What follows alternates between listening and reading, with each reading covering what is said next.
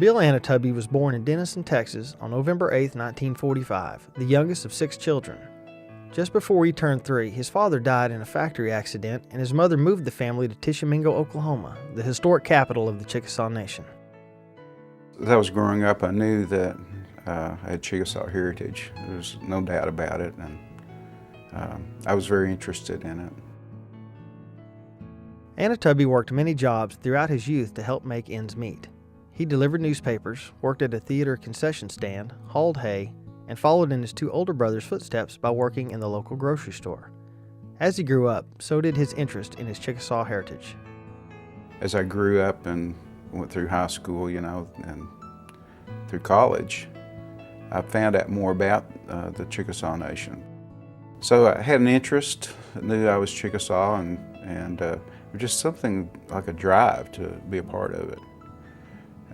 Something, it's part of you and you want to be a part of it. After he graduated from college in 1972, Anatubby went to work as an office manager in Oklahoma City. Still, he wanted to help the tribe one way or another. As it turned out, his timing couldn't have been better. Several significant changes started to occur within the Chickasaw Nation, marking a progressive new era for the tribe. In 1975, Congress passed the Indian Self-Determination Act, which made federal funding available for tribes to offer community health and other services. Things were beginning to happen about that time in the early 70s. I remember the first time that we were able to elect our governor since statehood. That was interesting to me. I wanted to know more about what was happening. In 1963, President John F. Kennedy appointed Overton James as governor of the Chickasaw Nation. At that time, the post was primarily an honorary position. The tribe had no other employees and offered no programs or services. In 1971, the tribe conducted its first gubernatorial election, which James won. 4 years later, James offered Anatubby his first job with the tribe. A position was advertised.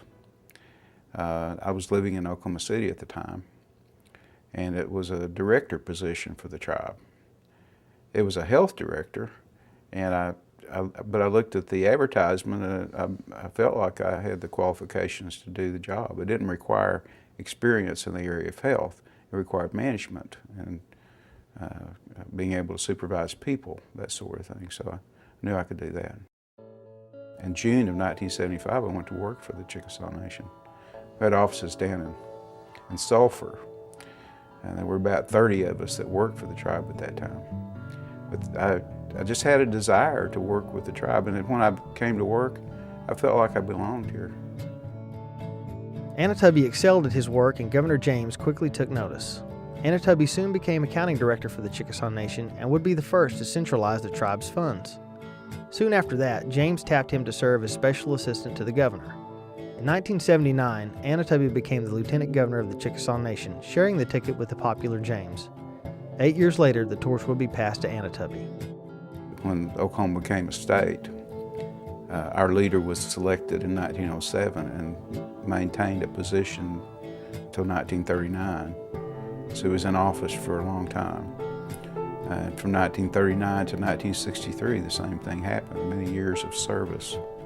It's 1963 to 1987. So we're talking about leaders who stayed at the helm for many years. During Anatubby's rise in tribal politics, the nation was on the move, literally. In 1977, the Chickasaws moved their base of operations to Ada and have been here ever since. There was talk in recent years of moving the capital again, but popular Chickasaw opinion was to leave it in Ada. Well, our permanent home base is Ada, and as permanent can be. Well, they welcomed the Chickasaw Nation headquarters and the Chickasaw government with open arms when we moved here in 1977. And that makes a big difference. The folks who were, I guess, the city fathers and the leaders in this community saw what it could do for the community. They had some vision, and by working together and supporting each other, I believe the Chickasaw Nation has grown and prospered, and the community has grown and prospered as a result. I think our relationship with the city and county has continued to grow, and it's excellent right now. I mean, we cooperate, we work together on things that we need to work together on, and it makes being here very good.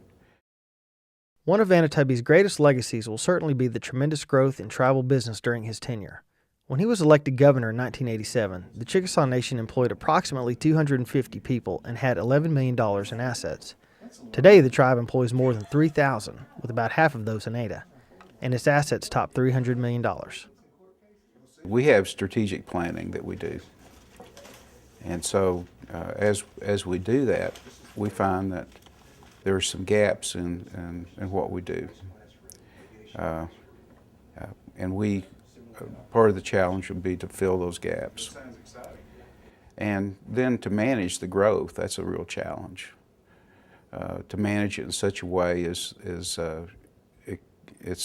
we get the most from that growth, and to make sure that the tribe continues to be on a stable base, that we move in the direction that our people want us to move, and that our businesses continue to stay in the black and maintain the revenue that we need to do the programs that we operate and to help the people. Today, the Chickasaw Nation's economic interests are very diversified, from travel plazas to chocolate manufacturing to gaming centers to multimedia. Successfully navigating such a challenging business portfolio can be difficult, and the nation's fiscal relationship with the federal government doesn't make matters any easier. There's some uncertainty in tribal government, and there's a lot of changes that can take place, and so we have to keep our thumb on that. You know, we're at the mercy of Congress. Congress can change something, and it may change the way that we do business. So we have to stay in touch with that.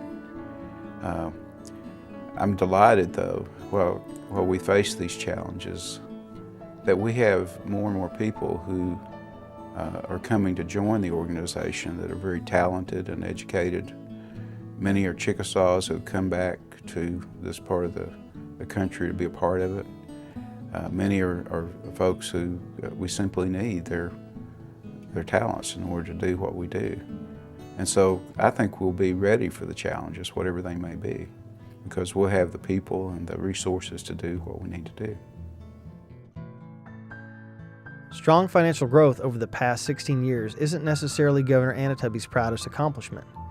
Never losing touch with his heritage or his modest upbringing, he points to strengthening the Chickasaw people as his primary focus. Over the years, we've overcome many of the weaknesses and problems that we've had. Credibility was one that we had to overcome. You know, for so long, tribes are looked at being second-class organizations. I think you can compare what we have today with what we had, say, 15, 20 years ago. It's hard to make that distinction as a second-class organization.